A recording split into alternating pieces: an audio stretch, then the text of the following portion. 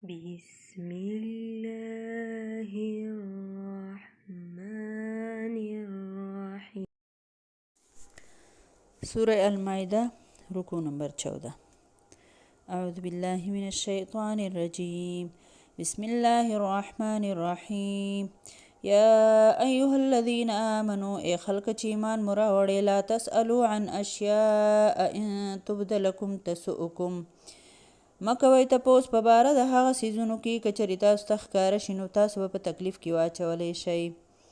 وإن تسألوا عنها حين ينزل القرآن، او که تاسو تپوس کو په باره د هغې کې په هغه وخت کې چې نازلولی شي قرآن، تبد لکم نو ښکاره به شي تاسو ته عفا الله عنها معافي وکړه الله د تیرو تپوسونو تاسو ته. والله غفور حلیم، او الله بخونکی او صبرناک دی. قد سألها قوم من قبلكم، یقینا تپوسونه کړیو د داسې خبرو یو قوم چې مخکې ستاسو نه و. ثم اصبحوا بها کافرین، او بیا شول دوی په هغې باندې کافران. ما جعل الله من بحيرة ولا سائبة ولا وصيلة ولا حام، نه دی جوړ کړی الله پاک بحیره او نه سایبه او نه وسیله او نه حام. ولكن الذين كفروا يفترون على الله الكذب، لیکن هغه کسانو چې کفر کړی او جوړ کړل په الله باندې دروغ. واکثرهم لا يعقلون، او اکثر د دوی نه پوهیږي نه. وإذا قيل لهم تعالوا، او هر کله چې ویلی شي دوی ته چې راشئ الی ما انزل الله، هغه حکم ته چې الله نازل کړی دی. وإلى الرسول، او راشئ رسول ته، قالو نو وایي دوی حسبنا کافي دی مونږ لما وجدنا د هغه طریقه چې مونږ موندلې دی علیه آباءنا په هغې باندې خپل پلارونه. اولو کان آباؤهم، اگر کوي پلرونه د دوی لا یعلمون شیئا ولا یهتدون، چې نه پوهیږي په هیڅ څیز او نه دي په نیغه لار.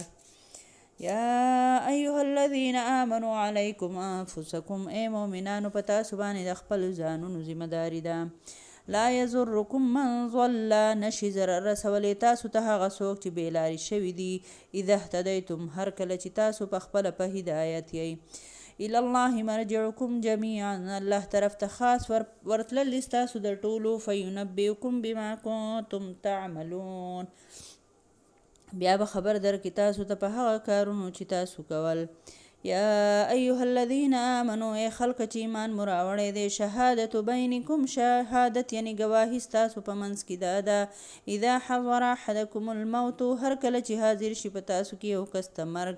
حین الوصیة اثنان، په وخت وصیت کې دوه گواهی کوونکي. ذوا عدل منکم، خاوندان د عدل چې وي ستاسو نه. او آخران، یا نور دوه کسان. من غیرکم، سوا ستاسو نه. ان انتم ضربتم فی الارض، کچری ای تاسو په سفر باندې په ځمکه کې. فاصابتکم مصیبت الموت، او ورسېدو تاسو ته مصیبت د مرګ. تحبسونهما من بعد الصلاة، نو ایثار به کوئ تاسو دا دواړه ګواهان وروسته د مانځه نه، یعنې په جومات کې. فیقسمان بالله، نو قسم دی وکړي دوی دواړه په الله باندې. ان ارتبتم، چې که شکمن یی تاسو. لا نشتری به ثمنا ولو کان ذا قربا، چې نه اخلو مونږه په دې قسم سره مال. ولو کان ذا قربا، کچری دوی خاوند د خپلولی. ولا نکتم شهادت الله، او نه پټو مونږه گواهی د الله. انا اذا لمن الآثمین، بېشکه شماریږو به مونږ په دغه وخت کې خامخا د ګناهګارو نه. فإن عثر على انهما استحقا اثما، پس کچری بیا محسوسه کړلی شوه چې دوی دواړه مستحق شول د ګناه. فآخران یقومان، پس نور دوه ګواهان ودروئ. مقامهما، په ځای د دې دواړو باندې. من الذین استحق علیهم الاولیان، د هغه کسانو نه چې وهلی شوی دی حق د هغوی هغه ګواهان چې دواړه اولیانی بهتره دي د دوی نه، یا غوره دي په نسبت د دوی. فیقسمان بالله، نو قسم دی وخوري دواړه په الله باندې. لشهادتنا احق من شهادتهما، چې ګواهي زمونږه زیاته حق ده د دوی د ګواهۍ نه. وما اعتدینا، او نه دی کړی زیاتې مونږه. انا اذا لمن الظالمین، بېشکه شوبه مونږه خامخا د ظالمانو نه. ذلک ادنا ان یأتوا بالشهادة، په دې طریقه نږدې ده چې خرابه شي گواهی علی وجهها په خپل ځای باندې. او یخافو، او یا به یریږي دوی ان ترد ایمان بعد ایمانهم چې رد به کړلی شي قسمونه زموږ وروسته د قسمونو د دوی نه. واتقوا الله واسمعوا ویریږئ د الله نه او واورئ.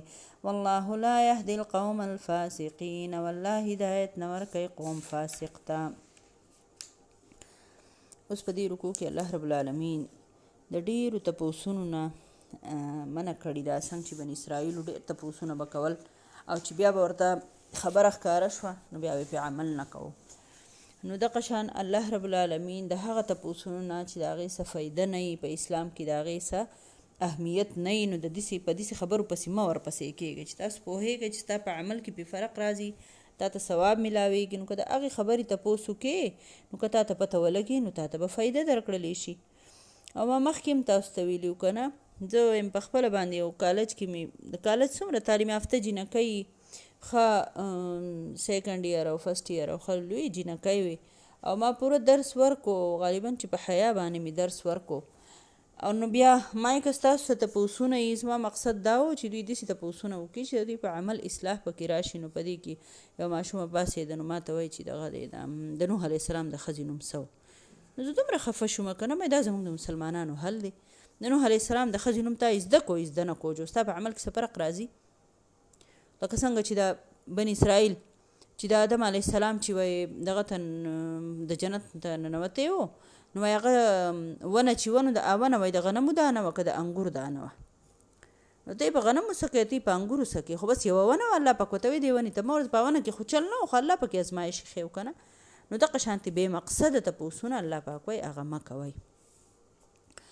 او بیا الله پاک فرمایي بحیره او صایبه او وسیله او حام دا د دوی عربیانو د وهمونو ذکر دی دلته.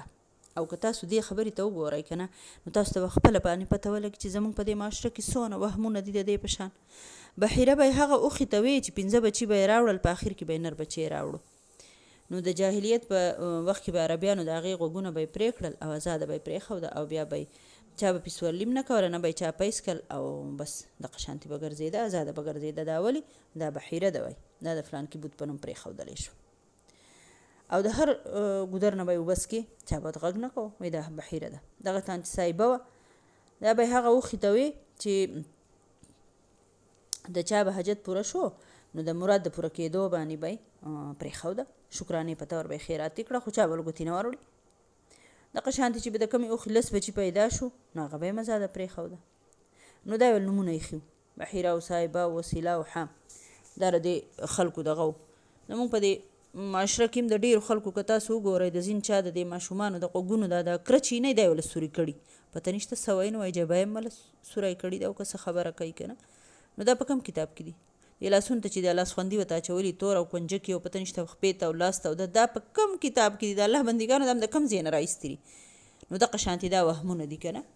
نو دا دې نمونه وهمونو ذکر الله پاک ځکه په قرآن کې کړی دی چې مؤمن مسلمان به د دې وهمونو نه ځان بچ ساتي.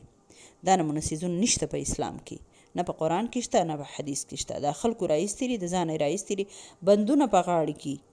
پته نشته چا بچي نه کېږي نو هغې له څه چل ولو کې غوټې موټې وله ورکړي او تارونه یې په غاړه کړي که نه. الله بندګانو دا تاسو څه کوئ؟ نو د دې خبرو نه ځان ساتئ او که چا کړي په اخلاص توبه وباسئ، ښکلي موحدین جوړ شئ چې د قیامت په ورځ الله ته په روڼ تندي منامخ شو چې ګناهګار یو هم خو چې عقیده م ټیکي الله به معاف کړي او زه به هم جنتي انشاءالله. خپلې عقیدې درستې کوئ، صرف د یو الله نه غواړئ او دا نمونه طریقې هغه ختمې کوئ. او بیا الله پاک فرمایي چې دوی ته کله وویل چې راځئ د الله او د الله رسول حکم ته راشئ که نه، قرآن او حدیث ته راشئ، دوی وایي قالو حسبنا ما وجدنا علیه آباءنا، دوی وایي چې خو موږ پلار نیکونې څه کړي موږ به هغه کوو که نه. نو الله جواب ورکوي ولو کان آباؤهم لا یعلمون شیئا ولا یهتدون، اگر چې پلار نیکونې په هیڅ نه پوهېدل او بې لارې بیا به هم ته پلار نیکه په لاره باندې ځې او قرآن او حدیث لاره به نه خپلوي. الله پاک فرمایي په تاسو د خپل ځان ذمه داري ده، د خپل ځان غم وکئ، د خپل ځان فکر وکئ، الله ته به منامخ کیږو. بیا دلته د وصیت ذکر شوی دی. دا یو واقعه راغلی وه د نبي صلی الله علیه وسلم په دور کې چې یو مسلمان و، د هغه نوم و بدیل. هغه یو دوه ملګري و، تمیم او عدي، او دا نسوارا و. نو د دوی سره لا دوی عدي او تمیم چې و د مسلمانان نه و، د دوی سره د شام په سفر باندې تللی و. نو بدیل مسلمان چې دی هلته ډېر زیات ناجوړه شو او دی پوه شو چې بس زما هېڅ روغوالی یې ګرانه ده. نو هغه ټول سامان چې دی نو هغه یې وتړو او په هغې کې په دې سامان کې وی چې دا زما دا سامان به وارثانو ته حواله کوي. خو عقلمندي دا کړې وه چې پټې په دې سامان کې چې په دې پنډوکي کې څونه سامان و هغه ټولو لیسټ یې پکې لیکلی و، پټې په دې خپل پنډوکي کې ایښې و. په دوی کې یوه د سپینو زرو پیاله هم وه چې د سرو زرو اوبه یې بله ورکړې وې او ډېر ښایسته نقش و نګار و، پې قیمتي پیاله وه. کله چې دا بدیل مړ شو نو د نصرانیانو دا سامان وسپړدو. نو بس یو بل ته دغه کې په نیت کې دغه راغی وی څوک ته خبرېږي د هغه خلکو ته څه پته ده. خو بس پیاله یې ایسته کې راواغسته، هغه یې پټه کړله، هغه لاړل ایسته کې پیاله یې خرڅه کړله په بازار کې او پیسې ځان له واغستې. نور سامان یې وارثانو له ورکړو چې واپس راغلل. وارثانو سامان کولاو کو جو په هغې کې خو ښه ښکلی لیست پروت و، جو په هغې کې پیاله یې نه وه. جو دوی دغه ته راغلل او زموږ د قشان ده پیاله یې زموږ د دې میراث په دې سامان کې نشته دی. خو هغه وویل نه موږ ته خبر هم نه. نو هغوی مقدمه عدالت ته راوړله. نبي صلی الله علیه وسلم تمیم او عدي دواړه راوغوښتل او دوی دواړو ویې موږ ته پیاله هېڅ علم هم نشته دی، د الله په نوم سته قسمونه وخوړل، ویې موږ سره نشته، موږ پیاله یې نه دی لیدلي. نو اوس دا خبره وه چې کیدی شي چې سامان خو دو اول چیټ لیکلی او بیا د مړي چېرته پیسو ته ضرورت راغلی او دا پیاله یې خرڅه کړي، ځکه چې شرعي شهادت خو نه و که نه بل څه ګواهي خو نه وه. نو نبي صلی الله علیه وسلم د دې نصرانیانو په حق کې لکه فیصله وکړل، هغوی بری کړل چې ګینې هغو یې قسمونه یې وخوړل او یې نشته د موږ سره جو خبره خلاصه شوه. نو تاسو وګورئ که نه نبي صلی الله علیه وسلم ته د غیب علم نه و چې الله ورته نه ویلي، جو پته ورته نه وه نصرانیانو ته یې ځئ تاسو پاک شوئ بری شوئ. څه موده پس چې وه نو د دې بدیل وارثانو چې دی جو اقه پیاله یې د دغه سره ولیده، د اقه دکاندار سره زرګر سره. جو دوی تپوس کوی دا پیاله تا سره چېرته وه؟ جو هغه ورته ویې دا په ما باندې تمیم او عدي راخرڅه کړې ده. جو ایسته د مقدمه بیا راګرمه شوه چې نبي صلی الله علیه وسلم عدالت ته بیا مقدمه راغله. نبي صلی الله علیه وسلم بیا دواړه نصرانیان یې راوغوښتل او د وارثانو دوه ګواهانو چې دی نو دا قسم په قسم یې وخوړ او ګواهي ورکړله چې دا پیاله چې ده نو دا زمونږ د بنده ده او دا نصرانیان چې دي دوی په خپلو خبرو کې دروغجن دي او مونږ د الله نه یېرېږو، زه صحیح او رښتینې ګواهي ورکوم. او دا ګواهي چې ده نو دا د دې مړي نږدې وارثانو چې هغو دا ګواهي ورکړله او هغو مسلمانانو او دا د مازدیګر د مانځه نه پس په جومات کې دا ګواهي وشوله. نو نبی صلی الله علیه وسلم د مړي د وارثانو په حق کې بیا فیصله وکړله او د نصرانیانو ته وی چې د دې پیالې قیمت چې دی هغه یو 1000 درهمه و. نو هغه درهمه 1000 درهمه 500 د یو ته 500 د بل نه او دا 1000 درهمه د مړي وارثانو له ورکو. نو دا آیتونه نازل کړلی شول. بیا څه موده پس چې و په دې نصاراو کې نصرانیانو کې یو کس چې و تمیم هغه اسلام قبول کو. نو هغه بیا اعتراف وکړو چې او مونږ په دروغ قسم خوړلی و او رسول الله صلی الله علیه وسلم چې دویمه فیصله وکړله نو هغه رښتینې وه. مطلب دا چې که چاته بیا دا څونه ښکلې خبره ده که نه چې که تاسو پوهېږئ چې بل کس داسې پیدا شو چې هغه ټیک ګواهي ورکړله نو بس ټیک ده، د هغه ګواهي به بیا قبول کړلی شي. اسلام ښکلی نظام دی، ښایسته نظام دی د ژوند د تېرولو. د یوې خبرې راته الله رب العالمین حکم کوي چې دا په معاشره کې ورانۍ رانه شي، د چا حق ونه خوړلی شي، په چا ظلم ونه کړلی شي. خو الله دې زموږ په وطن کې اسلامي نظام راولي. الله دې ما او تا پوهه کړي په قرآن باندې نو چې موږ په صحیح طریقه د قرآن باندې عمل کوونکي جوړ شه. دروغو د ګواهۍ نه دی الله پاک موږ ټول په امان کې. د دروغو ګواهۍ چې کومه ګناه ده ډېره زیاته غټه ده. رسول الله صلی الله علیه وسلم ډېر په سختۍ سره د دې نه منع کړي ده چې چېرته هم د دروغو ګواهي ورکوونکي مه جوړېږئ.